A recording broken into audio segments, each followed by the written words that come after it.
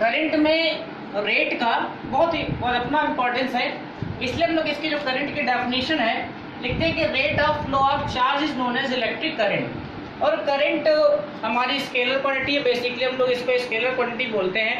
लेकिन जैसा कि करंट ना तो स्केलर है और ना ही क्या है, वेक्टर है। लेकिन जब टेंसर क्वांटिटी नहीं है तो टेंसर नहीं है तो हम लोग इसको स्केलर क्वांटिटी ही बोलते हैं। और करंट की जो एसआई यूनिट होती है, एसआई यूनिट है एम्पियर। शॉर्ट में इसको हम लोग इसको कैपिटल ए से डिनोट करते हैं, या इस फॉर्मूला बेसिस पर भी हम लोग लिख सकते हैं। और कूलम्ब पर सेकंड, कूलम्ब पर सेकंड भी हम लोग करंट की एसआई यूनिट को लिखते हैं। यहाँ से एक डेफिनेशन पूछी जाती है, definition of 1 ampere. Definition of 1 ampere. अब 1 एम्पियर को अगर हमको डिफाइन करना हो तो from this formula we know that I is equal to Q upon T. Here if Q is equal to 1 coulomb and T is equal to 1 second, T is equal to 1 second, then we can say that I is equal to 1 ampere. From this it means 1 ampere is equal to 1 coulomb upon 1 second. Then we can say that thus the current is said to be 1 ampere when 1 coulomb of charge flowing per second. यानी यहाँ से हम लोग 1 ampere की definition को define कर सकते हैं। जैसे हम लोग इलेक्ट्रिक पोटेंशियल, अब जैसे कि जो इलेक्ट्रिक करंट है, इलेक्ट्रिक करंट को हम लोग किसी भी इलेक्ट्रिकल सर्किट में एक डिवाइस से मेजर करते हैं और उस डिवाइस को हम लोग कहते हैं एमीटर। यानी कि the current in electrical circuit is measured by a device called an ammeter, and the ammeter is always connected in series combination with the electrical circuit. Ammeter को हम लोग हमेशा किसी भी इलेक्ट्रिकल सर्किट में सीरीज कॉम्बिनेशन में ही क्या करते हैं, कनेक्ट करते हैं। अब यहीं से जैसे इलेक्ट्रिक पोटेंशियल और करंट से ही रिलेटेड हमारा एक मोस्ट इंपॉर्टेंट टॉपिक है जिसको हम लोग कहते हैं ओम्स लॉ।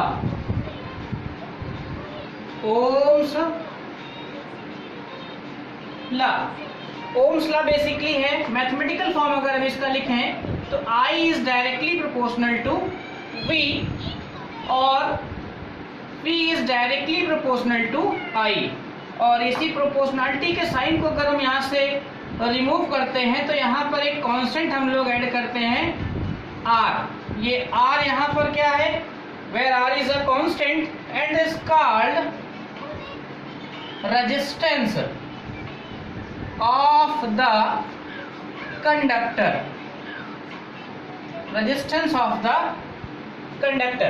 इसको हम लोग अगर जैसे लैंग्वेज में अगर लिखना चाहें ओम्स लॉ को, तो ओम्स लॉ के अकॉर्डिंग है क्या कि द फिजिकल एफर्ट्स में आपके आएंगे कौन कौन से, टेम्परेचर एंड प्रेशर।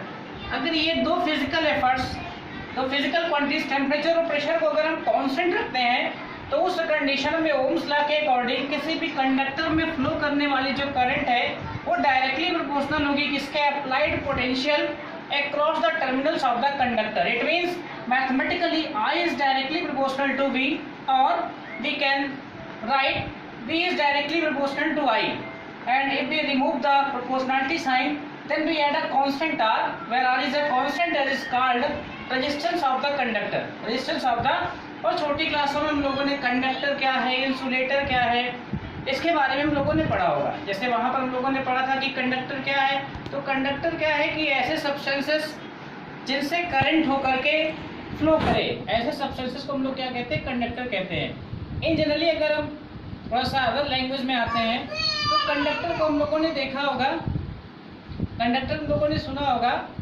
कंडक्टर क्या है, जैसे कि बस में भी हम लोग कहते हैं कि बस में भी कंडक्टर है, तो वहाँ पर भी अगर कंडक्टर के वर्क को अगर हम देखें तो कंडक्टर का काम क्या है, कंडक्टर का काम इतना है कि टिकट काट करके जो भी पैसेंजर्स है उनको देना। और टिकट काटने का मतलब क्या हो गया कि उन पैसेंजर्स को क्या देना, परमिशन देना।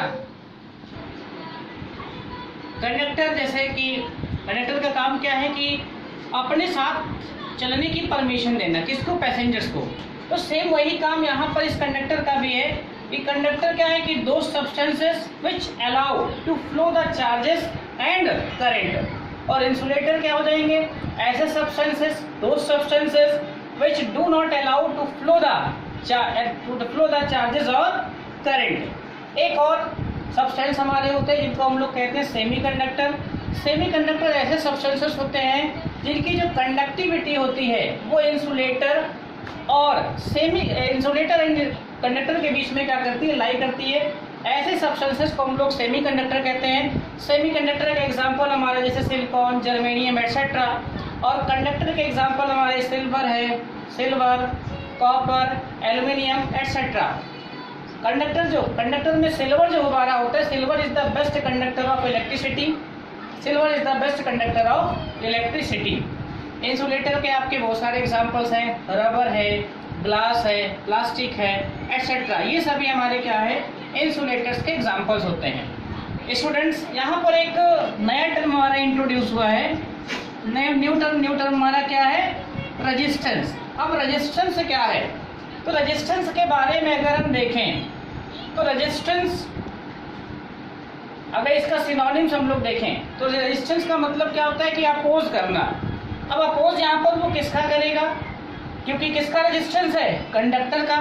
कंडक्टर में कौन फ्लो कर रहा है, चार्जेस फ्लो कर रहे हैं, इलेक्ट्रिक करंट फ्लो कर रही है, यानी जो करंट फ्लो का क्या करे, अपोज करे, करंट फ्लो का अपोज करे।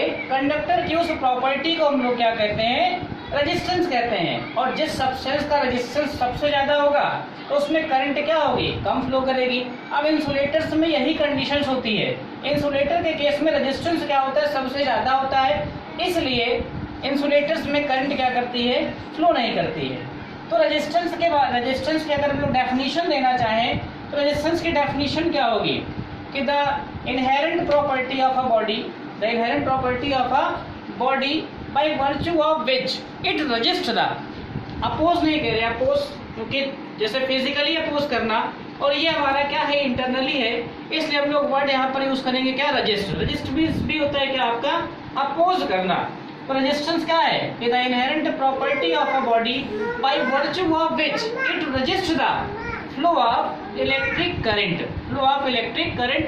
और रेजिस्टेंस की जो एसआई यूनिट होती है, रेजिस्टेंस की एसआई यूनिट हो जाएगी इसकी ओम, और इसको रिप्रेजेंट करने के लिए हम लोग इस ओमेगा सिंबल का क्या करते हैं, यूज करते हैं। या हम लोग यहाँ से भी इस फॉर्मूले से देखिए V इज इक्वल टू क्या है आपका आई आर, इस फॉर्मूले से हम लोग यहाँ पर लिख सकते हैं V upon I is equal to R. यहाँ से भी रेजिस्टेंस की एसआई यूनिट हम लोग लिख सकते हैं। V क्या है, पोटेंशियल की एसआई यूनिट होती है वोल्ट, I क्या है, करंट, और करंट की एसआई यूनिट होती है एम्पियर। तो वोल्ट पर एम्पियर, या हम लोग इसकी एसआई यूनिट ओम भी क्या कर सकते हैं, लिख सकते हैं। ओके, वोल्ट पर एम्पियर, यहाँ से हम लोग रेजिस्टेंस के एसआई यूनिट को लिख सकते हैं।